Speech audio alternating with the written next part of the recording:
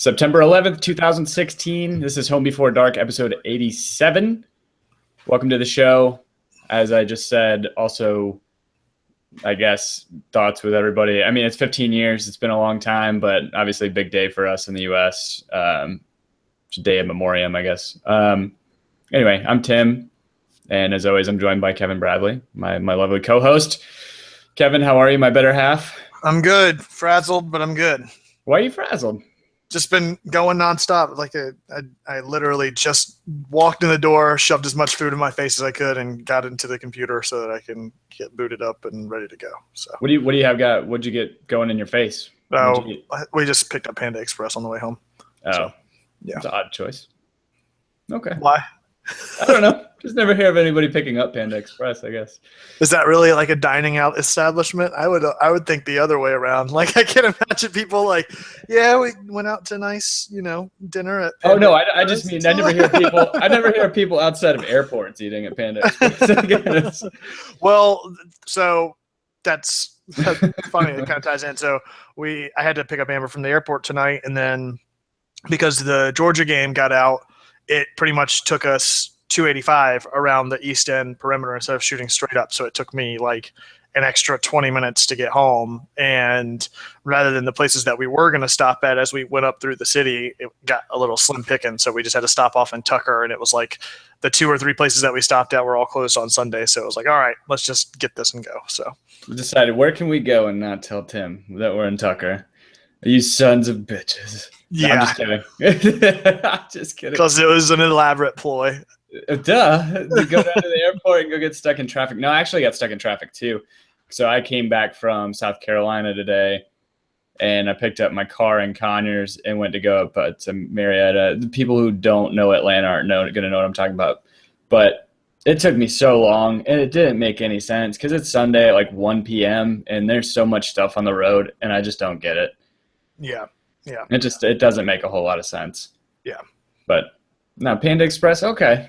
It's better than I had half of like a hot and ready for lunch, and then I'm done. I'm done for the day. I got that Pizza Hut Friday night, and I kind of lived off of that all day yesterday. It took a big hit on me during the Clemson game because of how bad they played. I just stress ate most of what I had left. So yeah, but yeah, I just lived off of Pizza Hut for the most part of the weekend. So yeah, it's probably better that I'm not watching the end of that Colts game because I'm gonna get first of all, I'm gonna get heartburn from that pizza, but then I'm not gonna like want to go stress eat that pizza, the rest of that pizza. Yeah, seems there's a lot of teams that have a lot to get better at, including on both college and pro. Falcons looked like crap, which I'm not too terribly surprised on that front. I don't know that the Falcons looked like crap, dude. Jameis Winston looks like a freaking stud. Yeah, that's true. He dropped that weight, just like Matt Stafford. He dropped that weight, and now he did take. I mean, I'll give Atlanta some credit. I mean, for a team that hasn't been able to rush the passer, they hit him a couple of times, and he got right back up. So because one of my favorite players of all time is on that team now, like a year after not playing in the NFL, and just creating such a big influence. Dwight Freeney, one of the greatest pass rushers ever. He was pressuring Jameis Winston. I was just thinking, I was talking to some fantasy people today, because that's what I did for the better part of the day. I haven't heard anything about T.Y. Hilton this year at all. I had him last year, and he burned me just about every game. And I had him in, and then whenever I had him benched, he put up big numbers. But yeah, he has 70 yards today. He just caught a really big pass to lead to a touchdown. So did you see what Adrian Peterson did today? 31 rushing yards, yeah. Yeah. Pretty awesome. Hot garbage. Hot fucking garbage. You know what's crazy? And we're going to talk sports for a few minutes because NFL is back. It's real football to me. And it's my favorite. Yeah. In like another month is going to be like my favorite time of the year whenever basketball gets ramped up too, because we have EPL for me going on, and then NFL just started, college football. And we're in that sweet 2-week time period when basketball's not being played. Says you, but basketball's my first love. And I'm so excited about that Pacers team. But I can't remember who I was watching, but there was somebody who was talking about predictions for teams. And one of the things they were talking about with the Vikings was I could see them being a lot like the Broncos last year, where they put Sam Bradford or Sean Hill in, and they have a decent quarterback who can maybe manage a game, and they have Adrian Peterson who can rush the ball. Obviously, didn't happen today. And they didn't start Sam Bradford today either. Yeah, that's probably just giving him it's like you trade away. Offense. Yeah, I guess that's true, but still, you trade away your first round. Yeah, then, you get a week to learn the playbook. Yeah, I don't think that's a good point. I didn't think about that. So they were saying that their defense is good enough to win them games and could end up getting them to the Super Bowl the same way that it did the Broncos last year with Peyton, because Peyton Manning was he was a shell of his former self last year. They had C.J. Anderson running the ball, doing really well, and occasionally Demaryius Thomas would come up big or. That's the way the Vikings won today, though. Is their defense. I mean, their defense got 14 points on the board, essentially, between the interception and then the scoop and score. I mean, their offense did next to nothing. I mean, I think they got 2 field goals, and then the rest of it was all created based on defensive turnovers. So yeah, and I'm so glad because it beat the Titans. For those of you who don't know, I'm a huge Colts fan, big Indiana sports fan in general, and it was good because the Titans lost and the Jags lost. Thank God the Jags didn't pull it out. They were so close to beating the Packers at the end of that game. Yeah. But like my second least favorite team in the NFL won. The Texans did end up winning that game. Yeah, Texans. I got Texans D. They actually gave me 17 this week, so I was pretty psyched about that. And how about that Kansas City game? Obviously, I didn't watch it because we didn't get it here, and I don't have Sunday ticket. But the fact that they were down 27-3, 24-3. Yeah. Yeah, and they score 30. They essentially went 30-3 the rest of the game. And then RG3 gets hit, and then the next play, he's pretty much out. Oh no, not Cleveland. Kansas City. Never mind. Sorry, Kansas City. Yeah. No, I'm pissed about Kansas City for another reason. In that I picked up West as the handcuff for Jamal Charles. And Charles is out, and West is no longer his handcuff because Spencer Ware is getting plays. And so Spencer Ware ends up putting up like 30 points in fantasy, and West gives me all of 5. So that was awesome. No, but the scary thing especially for the AFC West is that Kansas City, with Andy Reid as the coach, with a young defense, with young players, and Alex Smith, veteran quarterback, who's actually starting to play like a first overall pick from – God, that was like 10 years ago now. It's kind of crazy because he was a bust. That's a cool story because he was a bust in so many people's eyes for so long in San Francisco, and then he goes over and he gets under – actually, the last year he was under Harbaugh. He didn't do that bad, and then he goes over to Kansas City. He's doing really well under Andy Reid. He's not just a game manager anymore. But I think they started the season last year 1-5, and then they ended up winning 9 games, 10 games, something like that, and they're winning from the start. So that's probably scary for the rest of the AFC. Because I don't really see a whole lot of dominant teams. The Colts are losing right now by a touchdown to the Lions. No drop-off of Calvin Johnson gone. Matt Stafford still looks like a fucking stud because he is. I was talking to somebody at work the other day I can't remember the dilemma that they had they were deciding between quarterbacks in their fantasy league, and one of the options was Matt Stafford. I was like, you play Matt Stafford. Yeah. Because he's good as hell. And they're like, no, these are UGA fans. They're like, no, he's not that great. All this blah, blah, blah. He doesn't have Calvin Johnson anymore. I was like, dude, did you threw for 5,000 yards a couple of years ago? That guy same thing. A lot of people were saying the same thing about Drew Brees today. And they were wondering, is Drew Brees on the tail end even though he just got the contract extension? I started him today. He throws for 404 yards and 4 TDs. No interception. Yeah, exactly. Even though he started out the game with -2 points, which had me a little scared for all of 5 minutes. But, dude, speaking of young players, did you see any of Zeke today? He was looking pretty great for his first game. He was also averaging they ended up losing that game. Whenever I saw the first half, he averaged 2.5 yards a carry. So he wasn't doing that great. And Dak Prescott looked like he did all right. He didn't kind of error-free. Right. I mean, maybe I misspoke there. I just saw it in passing. We were watching a good bit of games. But every time I saw him, every play I saw him, he looked like he was blowing it up. So he's a rookie. But on the same side of that, they have an amazing offensive line. He should be rushing a lot better than that. So very true. Very I true. don't know. Speaking of which, I picked up DeMarco Murray in my fantasy league. I'm so glad he scored me 2 touchdowns. Did you see the one, the diving into the end zone? Yeah, that was nasty. Yeah. I'm glad they lost, but I'm glad that he got me 2 touchdowns out of that. Mariota's throwing to him out of the backfield. I like that. Yeah, I love that I benched TJ Yeldon today too. That was great. Yeah, he had a touchdown, didn't he? Yeah. Yeah, I remember seeing that. And it was funny because we were listening to the Fantasy Focus podcast on the road this morning, and they were talking about how, we don't want to start TJ Yeldon. They don't want to give it to him in the red zone. They'd rather throw it, or they'd rather give it to Chris Ivory, I guess, who they picked up in the offseason from the Jets. But Chris Ivory was out this week, so that was a big pickup. He was out. Last minute thing that he got taken to the hospital this morning. So I guess that was a big reason. TJ Yeldon also averaged all of 1.9 yards a carry. So. That's very true. Very true. 3.1 points from Adrian Peterson today, though. I cannot believe it. I'm absolutely furious. Yeah, we might be losing right now to Detroit, but I am super glad to see that either they missed the extra point or they went for 2 and missed it because we're only down by 6. And Andrew Luck looks fantastic. That's great. So glad to see him back. They were talking about it earlier before the game. I mean, last year he really wasn't injured as much as he had a freaking ruptured spleen. That's not vital organ messed up, and man, he's looking outstanding. So we just got to get that defense in order. But then again, Detroit has a good offense, so yeah, it's hard to. I don't know. It's hard to see, but the NFC North's looking pretty tough. Then you got Minnesota, you got Detroit, you got Green Bay, who got Jordy Nelson back, and you see how much Aaron Rodgers loves that already. Yep. And then Chicago, who didn't look bad for a half against Houston, and I don't know. It's gonna be interesting for sure. Yeah, I think a lot of the same thing can be said about college. I mean, yesterday you saw teams that you still can't really diagnose. Clemson being a big one for me.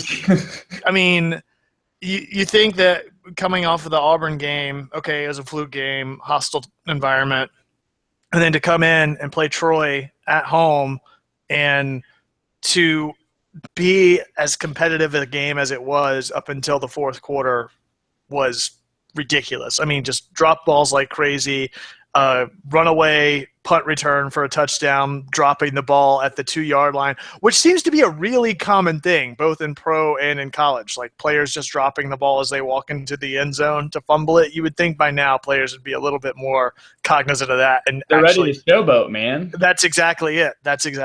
So that was frustrating to see. Bristol was kind of neat. Watched that game last night to see the battle at Bristol. The funny thing about that, though, is crazy the amount of people that they pulled. They had 150,000 in attendance. And it broke the record for most in attendance in a college football game. Yeah, right? Just a massive undertaking. But at the same time, I was joking all weekend, the closest seat is at least 60 yards from the actual field. I mean, because you've got to span the width of the racetrack that's in there. So it was a fun game to watch, but Tennessee actually won. I'm surprised they're still in the rankings. Like I said last week, I was hoping they'd win and still drop off the rankings. But they're hanging in. And then UGA, another one that was getting fits from Nicholls State. What is that? Yeah, exactly.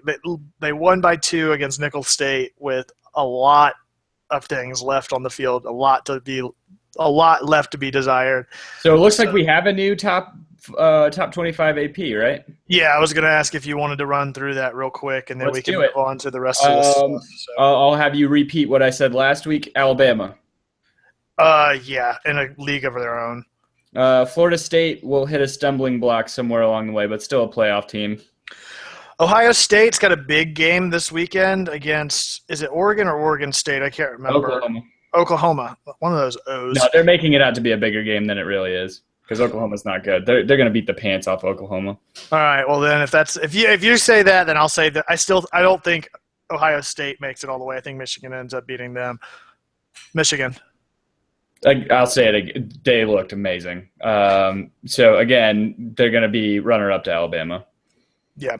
I think Clemson dude, as much as it kills me to say, I see this team losing at least 3 this season between Louisville, FSU, and maybe even dropping a Thursday night game to Georgia Tech in a trap game here on the road in a couple of weeks. If they don't have that ironed out, I mean, they've got a gimme this week, and then they're on the road on Thursday night in Atlanta.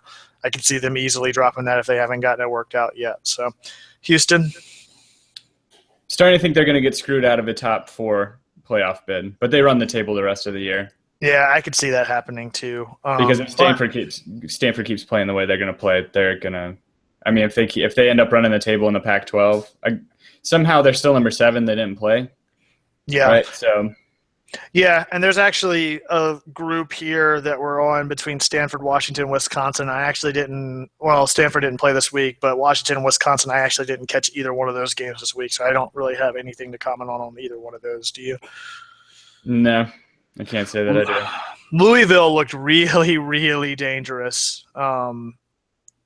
Their quarterback, what's his name?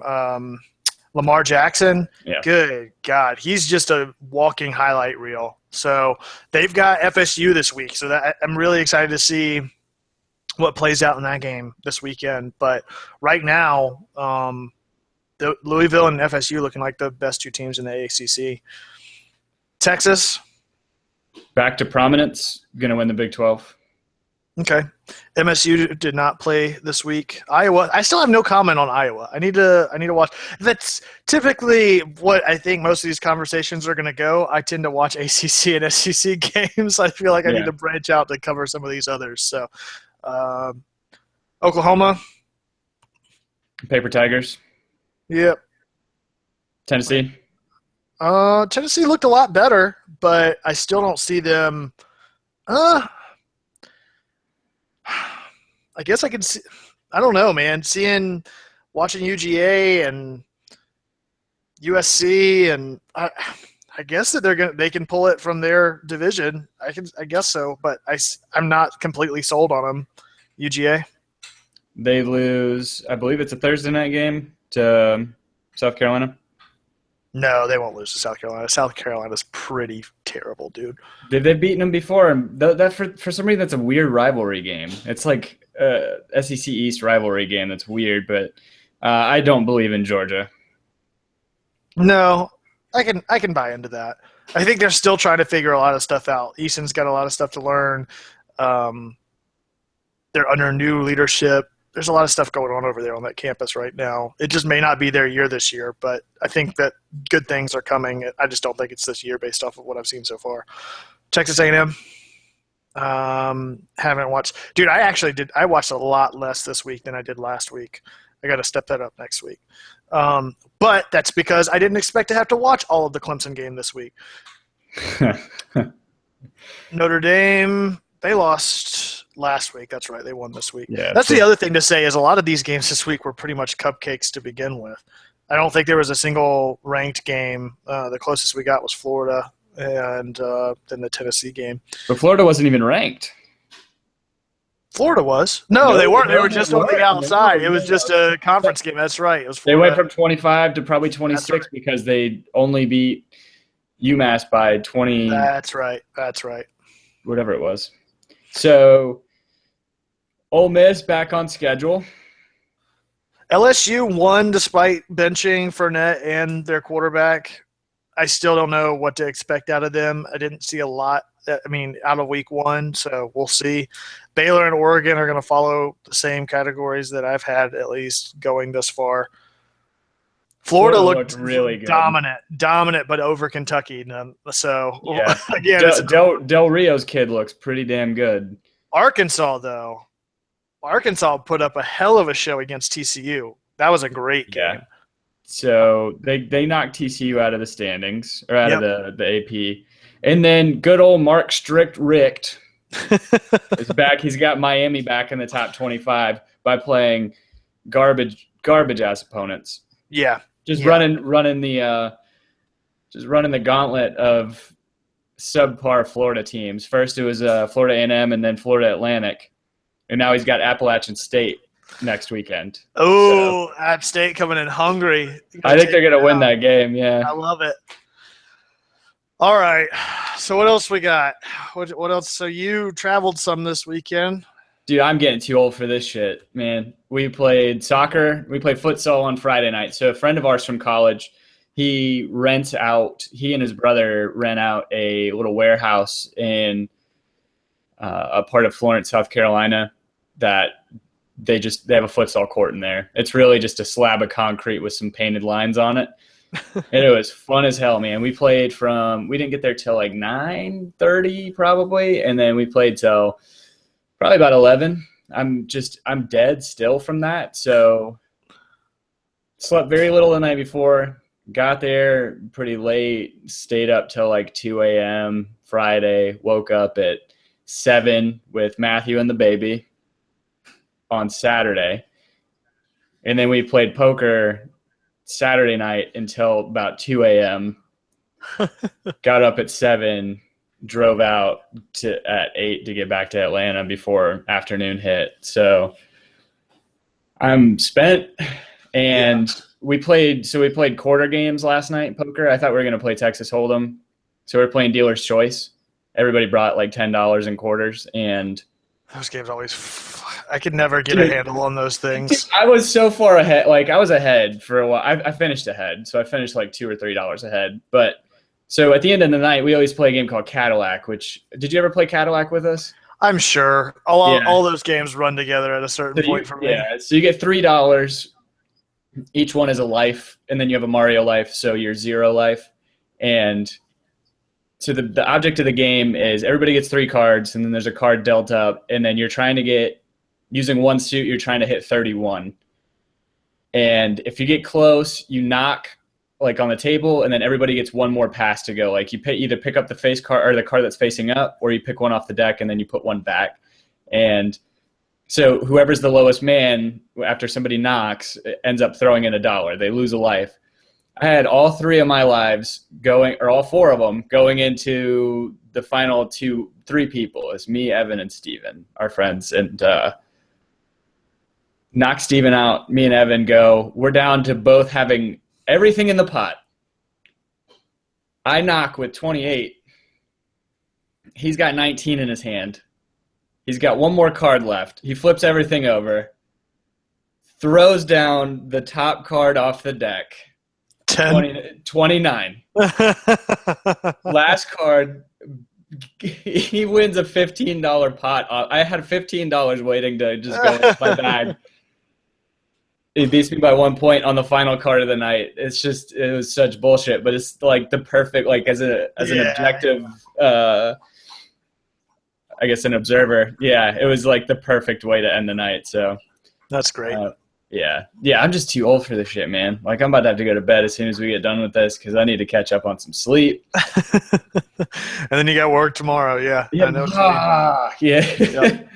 Yeah. So, and every time I kept trying to take a nap earlier, I just kept getting interrupted. So it's probably better because like you want to stay awake so you can actually go to sleep at night. Yeah, I've made that mistake far too often, and every time I think I've learned my lesson, and then I do it again anyway. Like, don't take a nap if you need to get in bed to go to work the next day, because inevitably I can't fall asleep that night. So yeah. So what else did you get into this weekend? I know that before I left, I found out that Overwatch was free this weekend. Did you get into that at all? I didn't.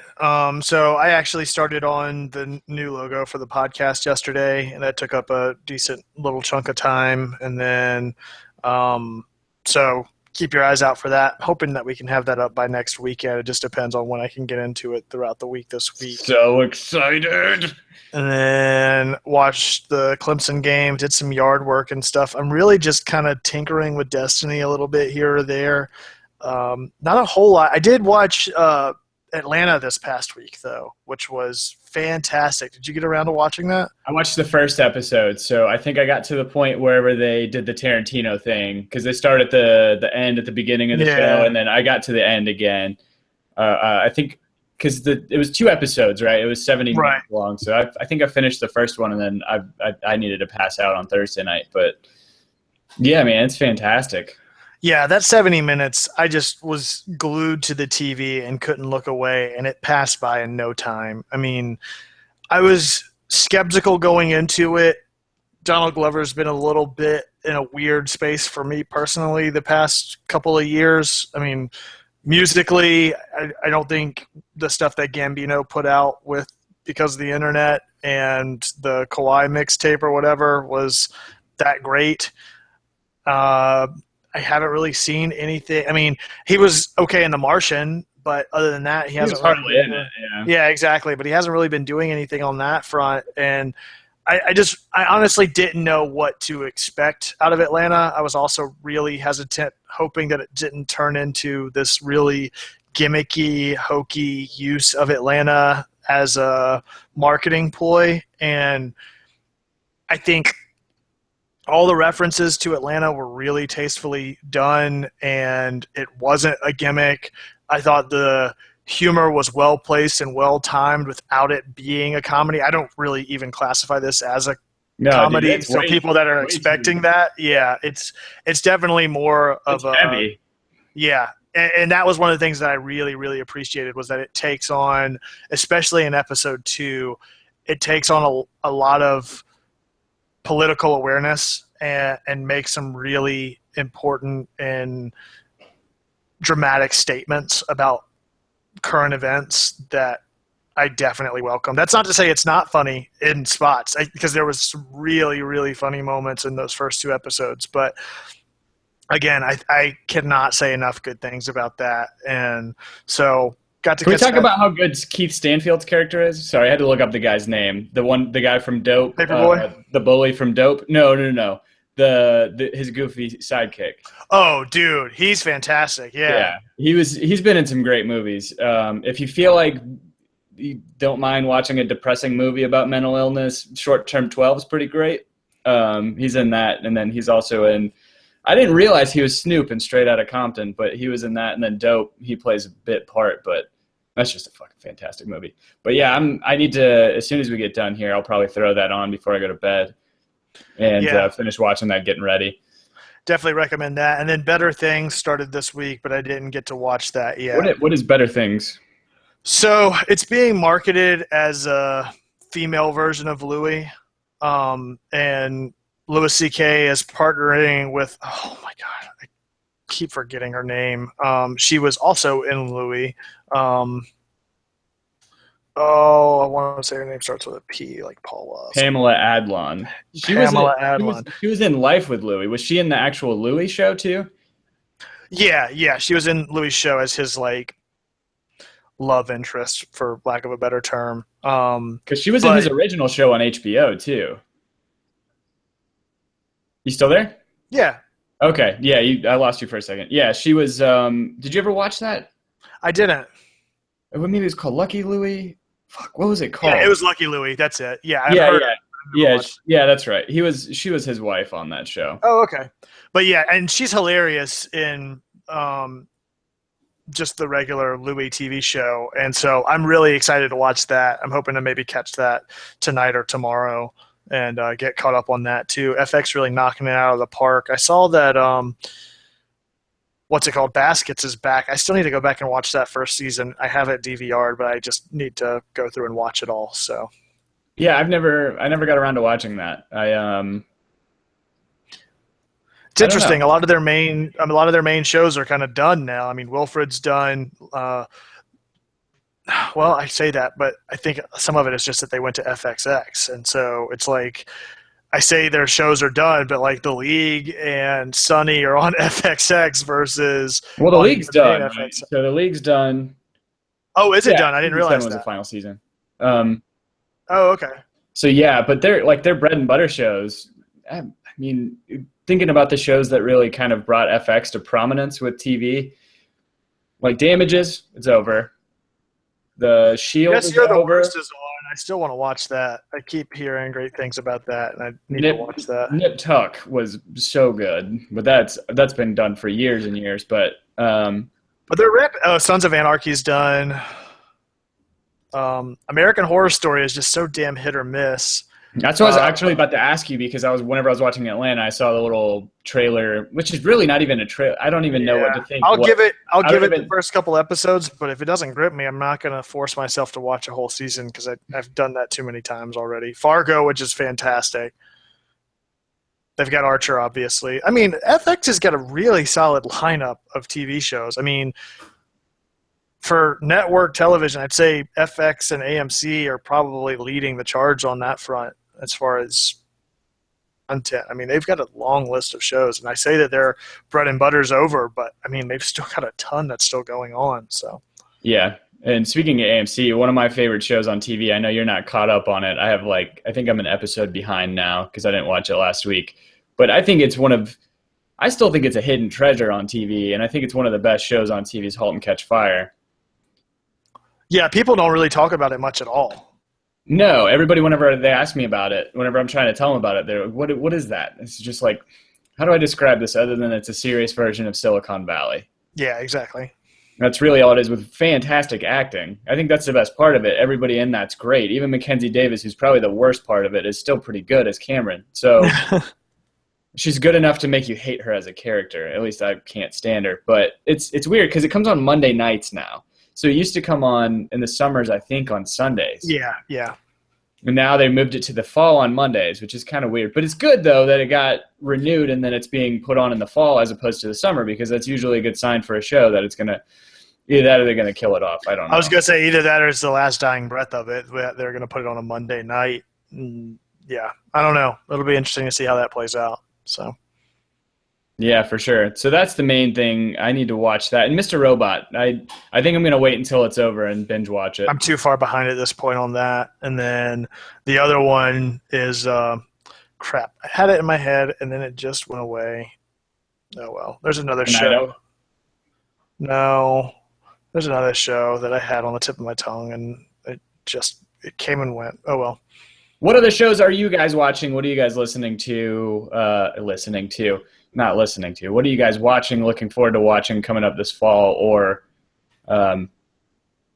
what show should we look into that we haven't talked about or you haven't heard us talking about? I guess we're always down for that.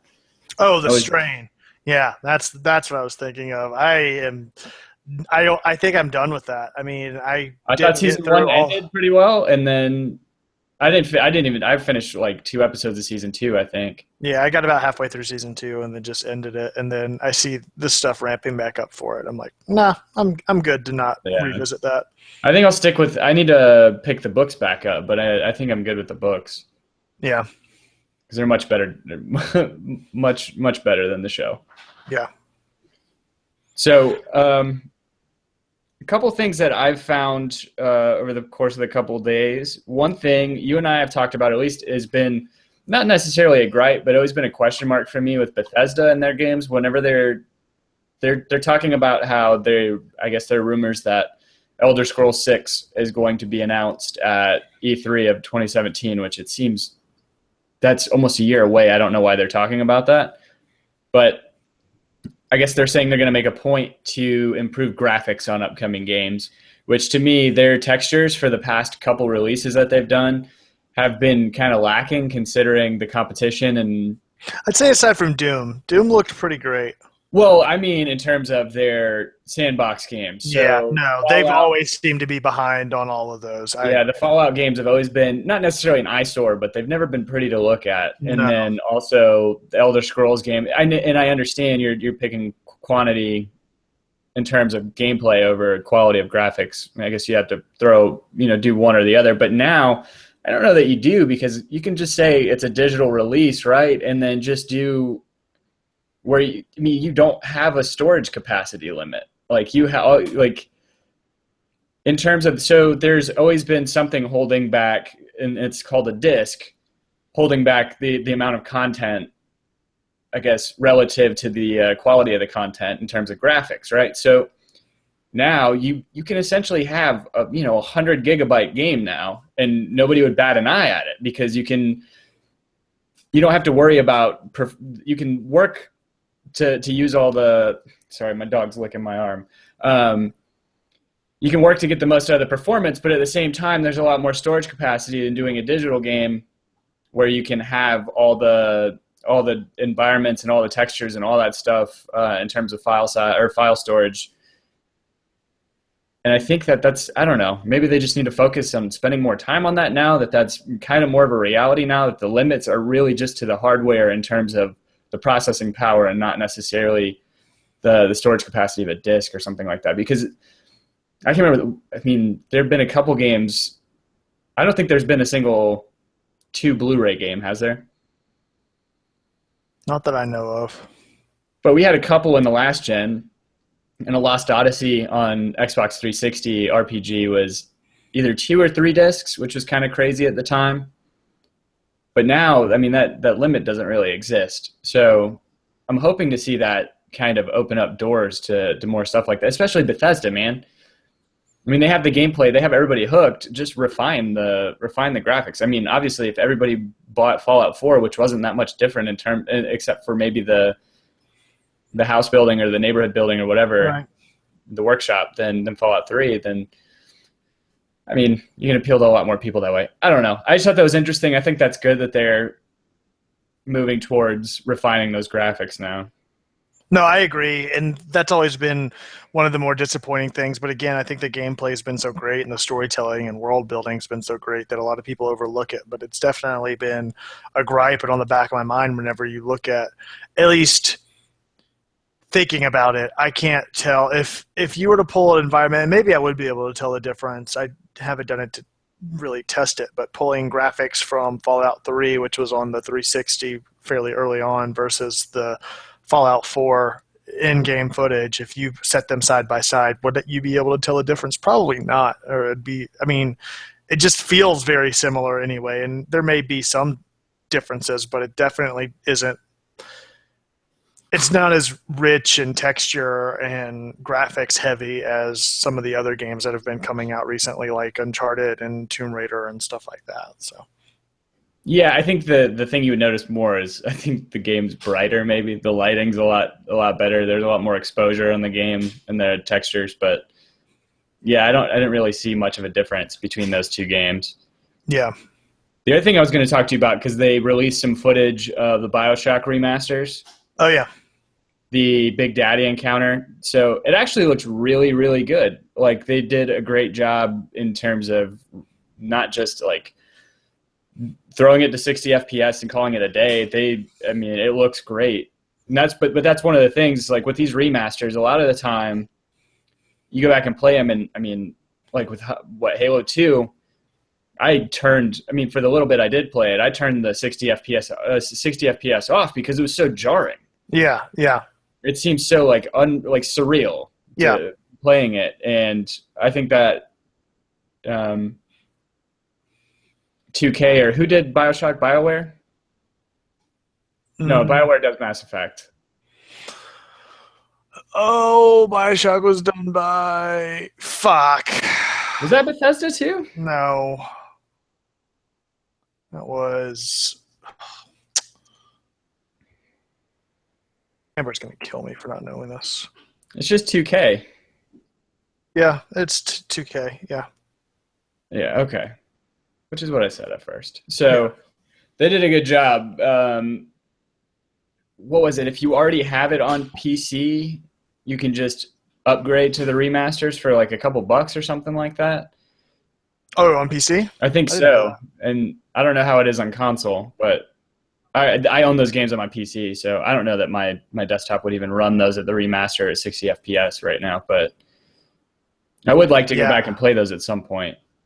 That's one of my things. Maybe around holidays. I mean, inevitably, I think that'll get a price drop on Black Friday. It's got that written all over it.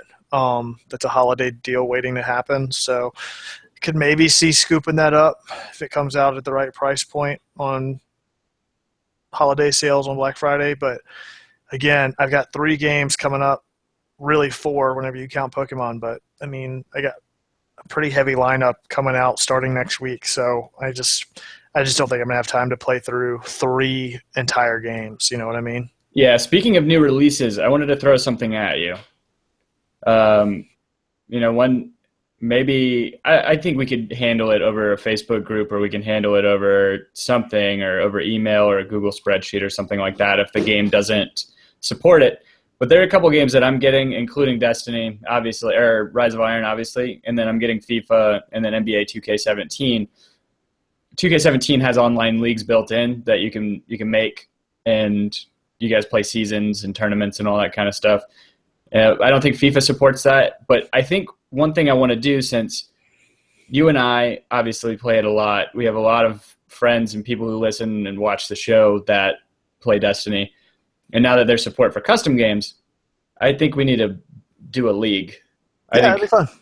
Yeah, do a Home Before Dark league and keep some Google spreadsheet going, or or something. I really doubt Destiny or Bungie is going to have any kind of support for online leagues or anything like that outside of, no, I mean, MLG and esports or whatever, they're all going to handle that on their own. But yeah, I think that would be good to have, but we got to have set teams. That's the thing. Like, we start a season and then we do, I don't know if you want to do trials, something like that, elimination, and do RNG for the teams just to make it fair and group up fire teams of 3 or something. Yeah, let's say if we can get 8 teams of 3. Mm-hmm. Because then you could even do 6v6 and then match the 3 groups of 3 up, and then you've always got a group of 3. So yeah, I just think that would be fun to be able to do. I mean, the possibilities are endless. I don't know. I haven't looked too much into the custom matches. I don't know how much they've released on it from what I've seen. I don't know that they've released a whole lot. Yeah, I was going to say in terms of being able to lock down weapons and that kind of thing for. Oh yeah, I think it's got all that customization built into it. But I think this is kind of 2 parts. Like, I don't think that they've released much information, and also I have purposely not looked into a lot of information because I want to be as surprised as possible with Rise of Iron. So just getting the update this past week with the new banner screen and all that got me super excited. So I can't wait. I don't even think I've turned mine on since. Thanks. It's a big update, dude. It's like 17 gigs. Yeah, I might as well go download that tonight. Yeah, because big update. Yeah, I've been so busy with work. It's been hard to get away and actually sit down and play. But the other thing that I saw, which was awesome, was a demonstration of HoloLens. I don't know if you saw this at all. I've seen it at E3 and stuff. Those demonstrations are always so weird to me because it's like, I don't think you can demonstrate it without using it. You're never going to get the full effect. You know what I mean? Oh, no, this is an IGN review of a guy using it. Oh, really? Yeah, so a couple things. So he did a video. You can go and watch it. I think it's on the front page of IGN. But some of the coolest things on it, well, he did, I guess he said the star of the show was Little Conker. He's like playing this little game and like kind of guiding him around he's guiding him around his living room using his coffee table and his couch as his platforms, and pretty much just playing a platformer game with his fingers and his eyes, like guiding Conker around and putting these little launch pads that allow him to jump and do all this kind of stuff. And it seems to me way more complicated because it's augmented reality versus virtual reality. But the possibilities for it seem to me so much cooler and so much more expansive than just a virtual reality experience. And one of the things that he kind of touched on was that like I was saying, it kind of encourages you to use your body as opposed to just looking around. Yeah. And going around your house, going around whatever, your office, if you're going to play with the office. But yeah, it's just kind of cool. And then the other AR possibilities, like putting a TV screen anywhere in your house using the HoloLens, right? Yeah, so you have a big wall in your house. You could just go sit in the couch and just project it, and you get a TV. It's obviously a one-person experience, but it's cool as hell. That, and I remember and I want to know if this spawned off of the little hack somebody did with the Kinect years ago. I don't know if you remember that, where they used the Kinect to project a keyboard onto any surface, and you could type onto that keyboard, that virtual keyboard, and it would input to whatever you were connected to. But that's in this as well. The keyboard comes up on the middle of the screen, and you just start typing. This is all kind of spooking me out now. Like the thought of laying in bed, because we don't have a TV in the bedroom, but laying in bed, wearing HoloLens to project a TV so I can watch TV, falling asleep with HoloLens, waking up, and then slowly just getting so used to it that I don't even realize that I'm in this augmented reality state the entire time, and all the things that would be happening in regular reality unbeknownst to me. That's the kind of shit that scares me. Yeah, that's justified. I think it's wholly justified. $3,000 price point is what I do see. Good God. Yeah. That's a little hard to, that'd be hard to justify. And I obviously am not going to get it, but at least until it's affordable. Until it comes down, so. Yeah, for sure. But the applications for it seem, again, there's so much more possibility for its applications than the Kinect or any kind of virtual reality headset or anything like that. Yeah. It just seems pretty awesome. I hadn't seen anything on it since you're right, the weird demos with like Minecraft and all that. Yeah, it's like we tried to simulate what it looks like. Yeah, it just doesn't convey it well at all. So yeah, but I guess this guy was recording through his HoloLens, maybe. Oh, okay, I got you. Yeah, it's kind of crazy. So we talked about it last week, but did you look at all the iPhone stuff that came out this week? You took the words out of my mouth. So there are a couple Apple event things I wanted to get your thoughts on. A couple I don't know that you really care about, but a lot of people are upset right now. And it has nothing to do with the iPhone. Headphone jack. Oh, why? No, it actually has to do with the fact that they haven't released a new MacBook Pro in like 4 years. Oh, yeah, I guess I didn't think about that. They didn't have anything on that front or iPad. My boss was watching it, and he's like, yeah, I went to go on the website to go buy the new MacBook Pro or to go see. No, he's like, I guess he said you could usually tell what they're about to announce by going to their website and seeing what they've suspended purchases on. Oh, yeah. And it says, hold and wait for a great announcement or something like that. Yeah. And he said that was on the MacBook site. So that didn't happen. Yep. And people are kind of up in arms about that. But yeah, some of the memes that are coming out for the headphone jack thing are pretty amazing. Yeah, it's pretty great. That whole only a 90s kid will remember this or something like that. And it's the headphone jack going into a 6S Plus. Yep. And but yeah, and then like people just pulling the cords out of their headphones just saved myself $135. Yeah. I could care less about that. I mean, we talked about that last week. It's rare. And again, I think my biggest issue with it is like whenever you want to charge it, and like my biggest issue is going to be the way I would listen to it in my car. Because right now my car doesn't have, and most cars, I guess, don't have Bluetooth support. I mean, up until, what was that, probably 2013, 2012 maybe, cars started getting Bluetooth. So like mine, which is a 2007, I don't have Bluetooth support, so I rely on the auxiliary port to either run to auxiliary or just do the FM transmitter, which is what I do. But having to have a splitter that's also that splits it twice for a headphone jack and a charging port, like those are the memes that crack me up, because those are the realistic situations that are going to come into places. Like they give you a splitter that goes into the lightning port that comes out with an auxiliary port, which is great if you're just going to listen to music. But what if I want to listen to music and charge my phone at the same time, which is what happens when I'm in the car. So it's like got a 2-prong outlet for it. It's just, It's getting ridiculous. So I don't know. That's my biggest gripe about it, but I'm not planning to get one until the 7S anyway. So I'll cross that bridge when I get to it. So yeah. And I think that's something that people have always joked about, how much money Apple makes off of adapters. Yeah. Because it's all proprietary. Yeah. It's so expensive. You can't get the USB-C brick costs $60, just the brick, no cable. Yeah. And yeah, just stuff like that. It's insane, and it's like $70. I think I had to replace my MacBook Pro charger for work whenever I was out of town one time, and it was $70 just for a charger. Yeah, fuck that. Yeah, and people leave them in the hotel rooms all the time. Oh yeah. Oh yeah. And we send them out to clients too. Like we'll send out a brick with a lightning cable for an iPad or an iPhone, and they don't come back because they're that valuable, and people just keep them. They're charging them with their phone, and they're like, yeah, I'm just going to keep this. I don't know where mine is. So yeah, it's kind of ridiculous. The other thing that they were talking about, it's just hilarious because I'm an Android user, I have been since I switched from my sweet Palm Centro back in the day.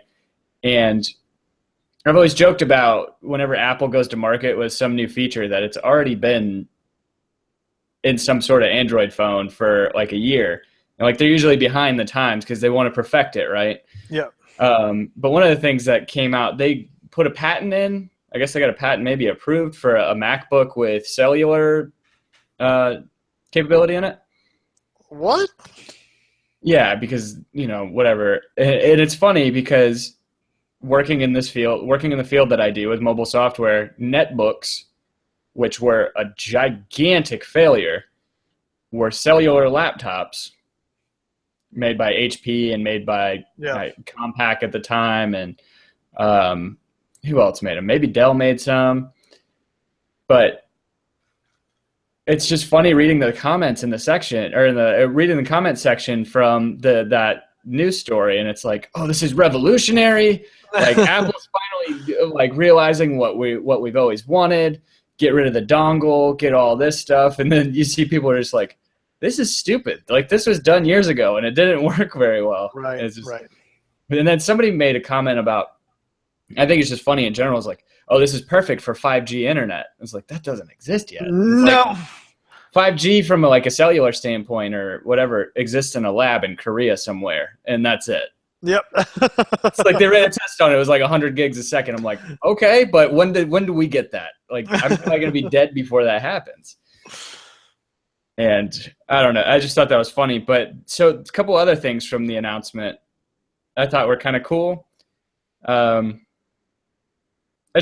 drama behind everything's always funny with any kind of keynote or any kind of. I got to send this to you, but did you watch the Todd Talks thing?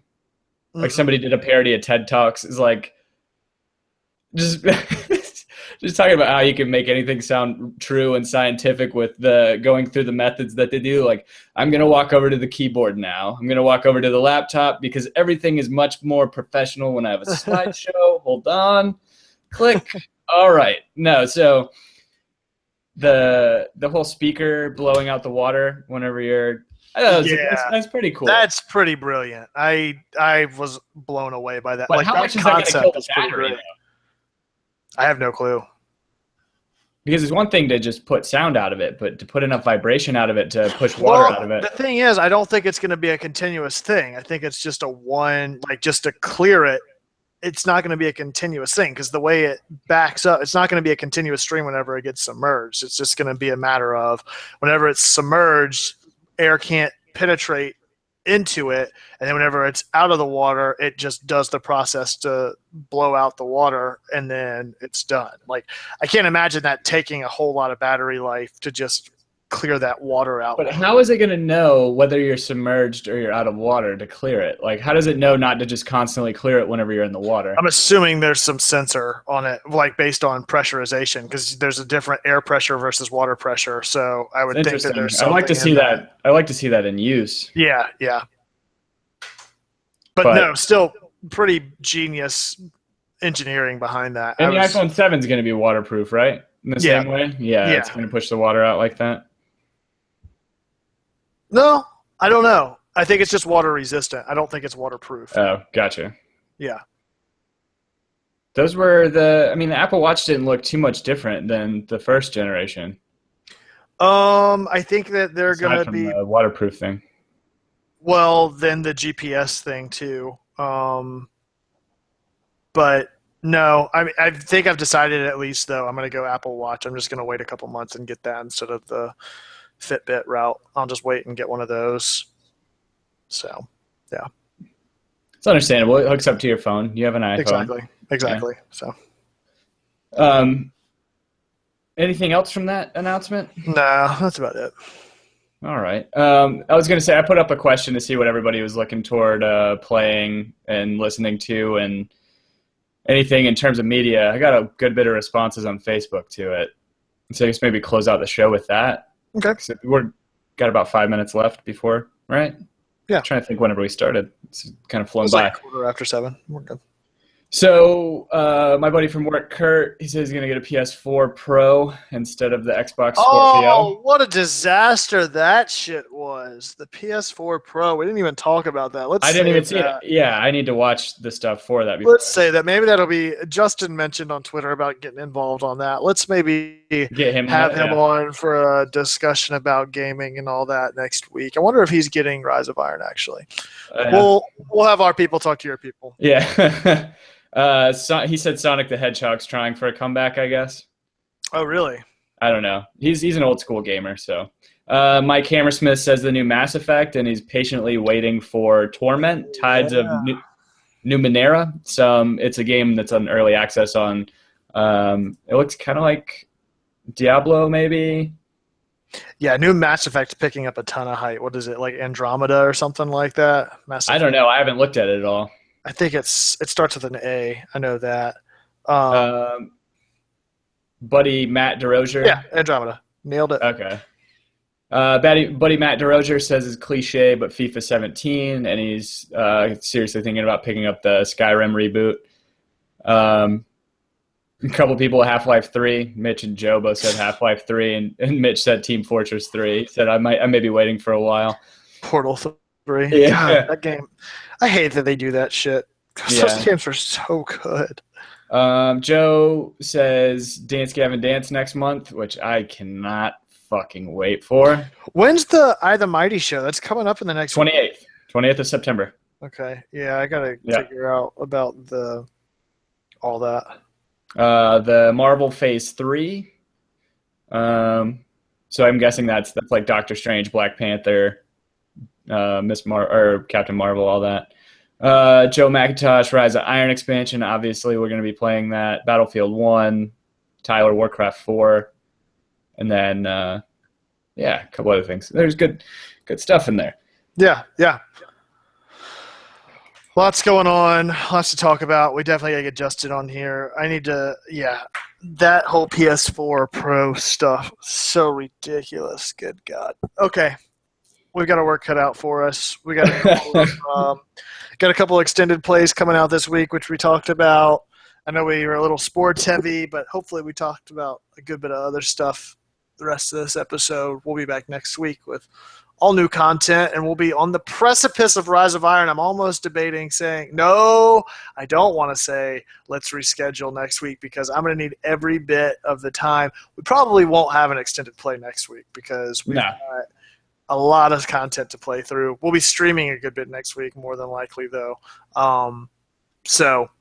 Keep an ear out and an eye out for extended plays in a couple of days this week from both of us, and we should have a new logo up soon. A lot of stuff, a lot of things coming together. So thanks for checking us out. You can find us both on Twitter. Tim, where can they find you at? They can find me at Tim Herb. You can find me at The Architect. That's at D_ARC. The number 1, TECT. Find us collectively at Home Before Dark. That's B before spelled B and the number 4.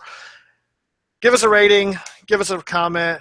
Subscribe. Tell a friend. And as always, be home before dark.